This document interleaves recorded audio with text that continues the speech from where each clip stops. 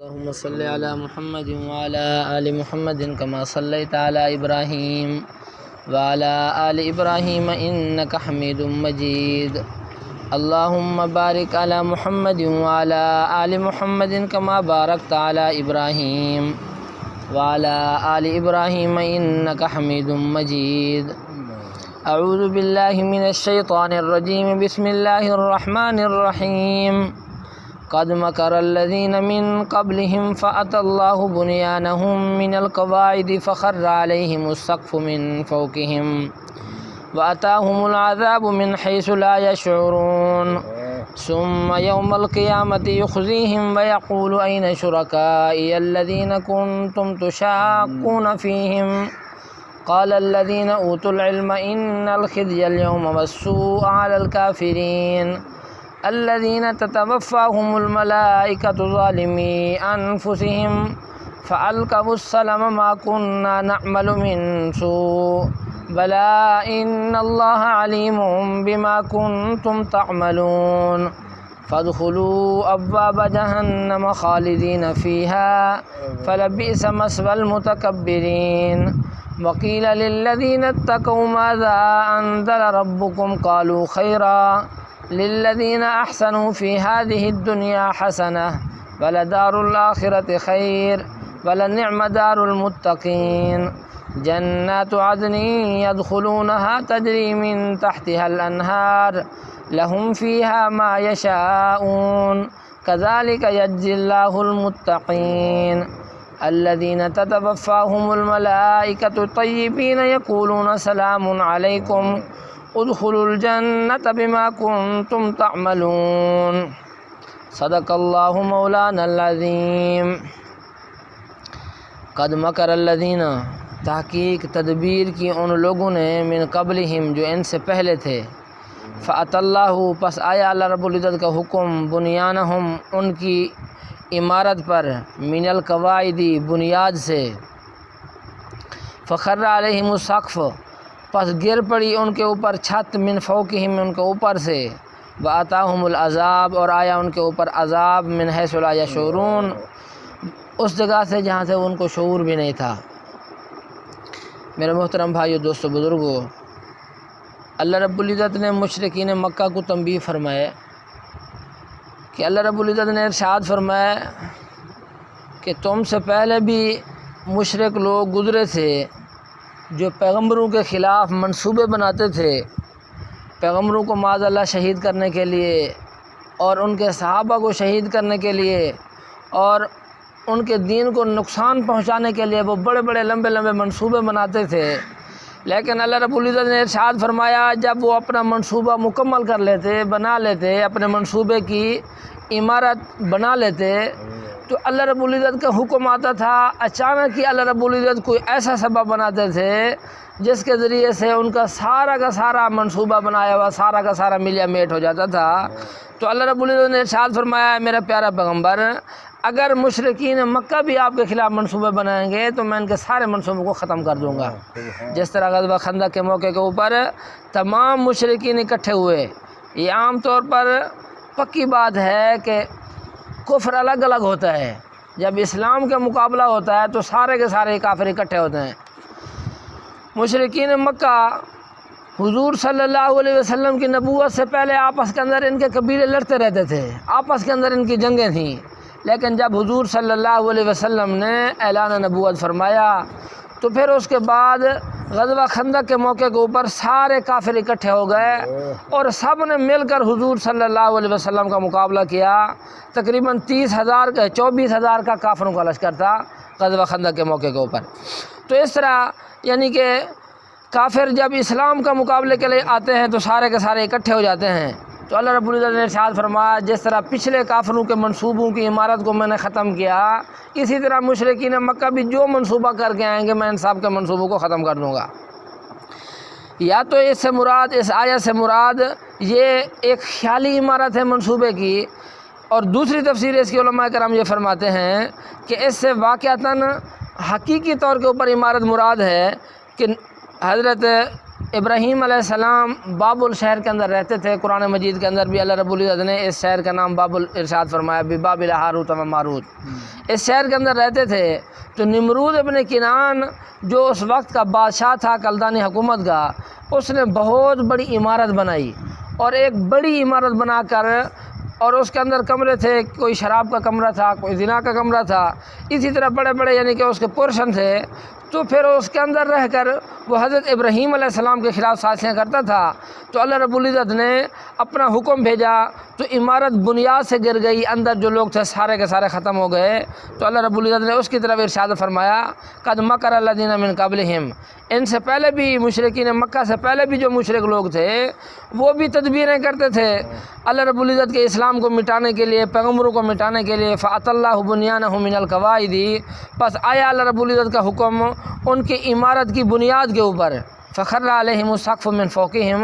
تو ان کے اوپر چھت گر پڑی ان کے اوپر سے، یعنی نمرود ابن کنعان کے دور کے اندر جو لوگ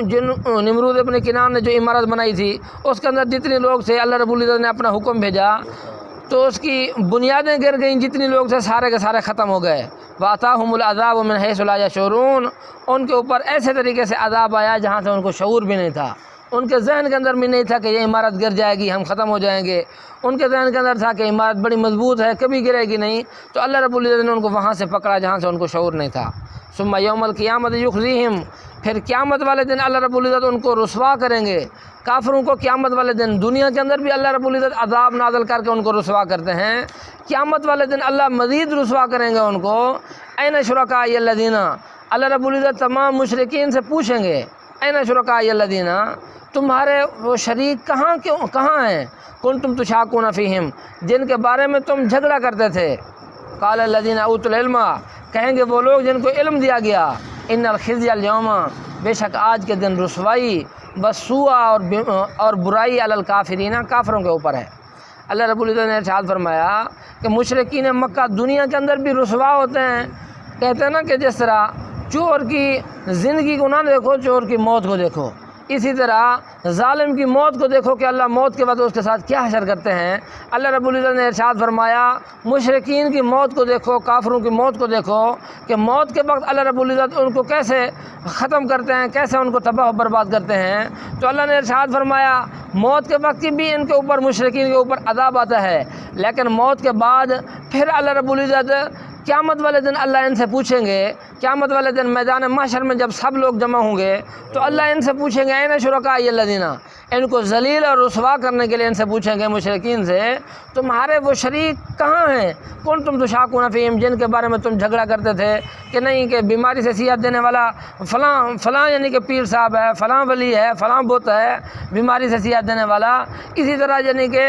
سکھ کے اندر دکھ کو تبدیل کرنے والا فلاں بزرگ ہے، فلاں ولی ہے، فلاں پیر ہے، فلاں یعنی کہ بت ہے۔ تو اللہ رب العزت نے ارشاد فرمایا تم تو دنیا کے اندر جھگڑا کرتے تھے کہ صرف اکیلے اللہ کی عبادت نہیں کرنی بلکہ دوسروں کی بھی عبادت کرنی ہے، تم جھگڑتے تھے اہل اسلام کے ساتھ، اہل حق کے ساتھ، لہذا اب میرے سامنے لاؤ کہ کہاں پر ہیں میرے شریک۔ تو اس وقت قال الذین اوتوا العلم، مشرکین تو اس وقت بالکل خاموش رہیں گے، اپنی رسوائی سامنے دیکھیں گے، کوئی جواب اس کا نہیں دیں گے۔ تو جن کو علم دیا گیا مسلمان اس وقت جب ان مشرکین کی رسوائی کو دیکھیں گے، ان الخزي اليوم، تو اس وقت مسلمان کہیں گے کہ آج کے دن بڑی رسوائی ہے، آج کے دن رسوائی کا دن ہے مشرکین کے لیے، والسوء اور برائی کا دن ہے کافروں کے لیے،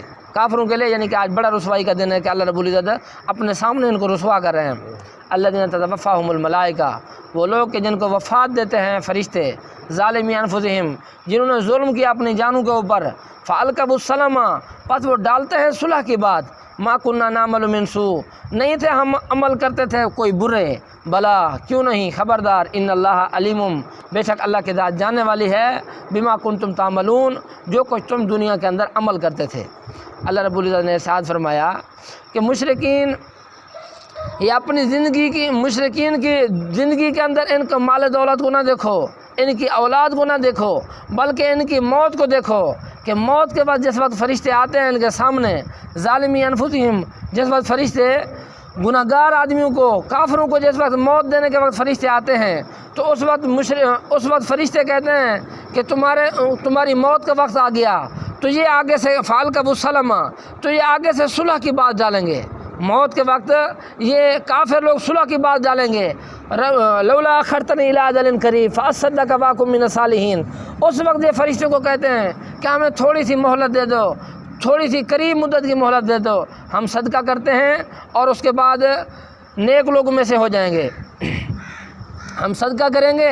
اور نیک لوگوں میں سے ہو جائیں گے۔ تو اس لیے اللہ رب العزت نے ارشاد فرمایا کہ ان کی موت کے وقت کو یاد کرو کہ کافر لوگوں کے پاس جب ظالم لوگوں کے پاس جب موت کا فرشتہ آتا ہے تو اس وقت یہ صلح کی بات ڈالتے ہیں کہ ما کنا نعمل من سوء۔ موت کے وقت یہ کہتے ہیں کہ ہم تو دنیا کے اندر برے عمل کرتے نہیں تھے، بلا ان اللہ علیم بما کنتم تعملون، کیوں نہیں اللہ رب العزت جو کچھ تم عمل کرتے ہو اللہ رب العزت ان کو جاننے والے ہیں۔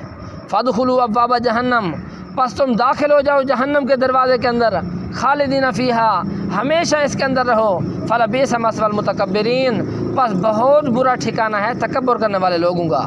اللہ نے ارشاد فرمایا کہ موت کے وقت سے ہی انسان کو معلوم ہو جاتا ہے کہ میں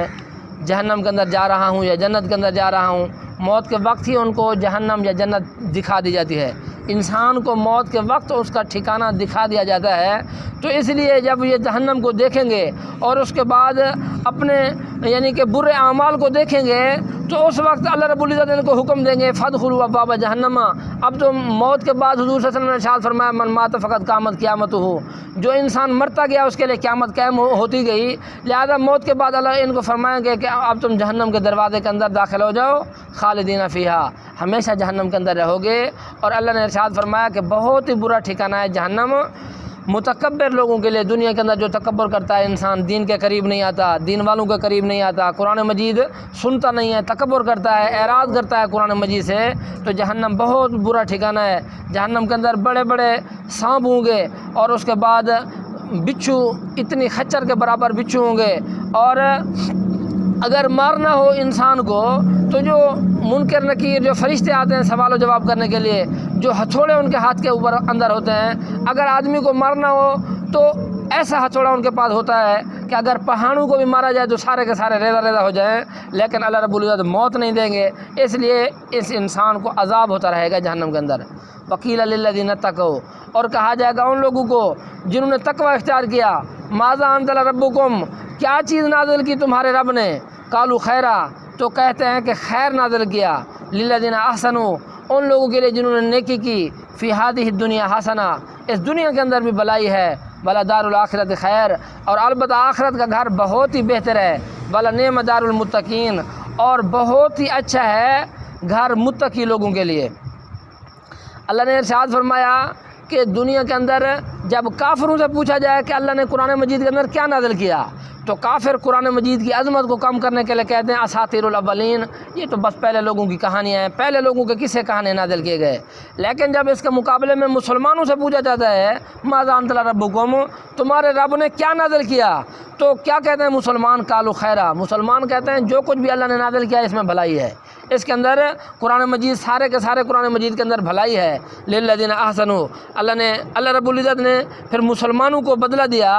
کہ اگر مسلمان قرآن مجید کے بارے میں بہتر کہتے ہیں، خیر بھلائی کہتے ہیں، تو اللہ نے بھی ارشاد فرمایا مسلمانوں کے لیے للذین احسنوا، جو نیکی کرنے والے ہیں، نیکی کرنے والے لوگوں کے لیے اس دنیا کے اندر بھی بھلائی ہے، ولا دار الآخرت خیر، اور آخرت کا گھر تو بہت ہی بہتر ہے، ولا نعم دار المتقین، اور متقی لوگوں کا گھر، اللہ سے ڈرنے والے لوگوں کا گھر، گناہوں سے دور بھاگنے والے لوگوں کا گھر تو بہت ہی اچھا ہے۔ جنات، وہ گھر کیا ہوگا، جنات، باغات ہوں گے،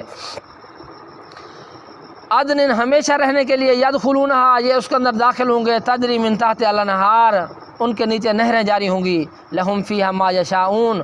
اس کے لیے ان کے لیے ہوگا ان باغوں کے اندر جو کچھ وہ چاہیں گے، کذالک یجزی اللہ المتقین، اسی طرح اللہ رب العزت متقی لوگوں کو بدلہ دیتے ہیں۔ اللہ رب العزت نے ارشاد فرمایا جنت کے اندر یہ لوگ داخل ہوں گے متقی لوگ، اور اس کے نیچے نہریں جاری ہوں گی۔ جس طرح آج کل انسان سیر کرنے کے لیے باغات کے اندر جاتے ہیں، اندر چشمے ہوں تو انسان ایسے خوبصورت منظر کو بہت پسند کرتا ہے، تو ایسے جنت کا منظر بھی ایسے خوبصورت ہوگا، انسان بہت اس کے اندر یعنی کہ خوش ہوگا۔ لہم فیہا ما یشاؤون، مولانا قاسم نانوتوی رحمۃ اللہ علیہ فرماتے ہیں جنت ایسے سمجھو کہ چھوٹی خدائی ہے، جس طرح اللہ رب العزت چاہتے ہیں ایسے ہو جاتا ہے۔ جنت کے اندر بھی جس طرح انسان چاہے گا، جیسے چاہے گا وہی ہوگا۔ پھل کھانے کا ارادہ کرے گا تو لا مقطوعۃ ولا ممنوع، دنیا کے اندر پھل یا تو ختم ہو جاتے ہیں موسم کے بعد، یا یہ ہے کہ روک دیا جاتا ہے کہ تو نے پھل نہیں توڑنے، لیکن آخرت کے اندر کوئی روکا بھی نہیں جائے گا اور ختم بھی نہیں ہوں گے۔ قطوفها دانیہ، اللہ رب العزت نے ارشاد فرمایا کہ انسان کو پھل توڑنے کے لیے اوپر درختوں کے اوپر بھی نہیں چڑھنا پڑے گا، بلکہ ان کے گوشے جو ہے جھکے ہوئے ہوں گے، پھل جھکے ہوئے ہوں گے،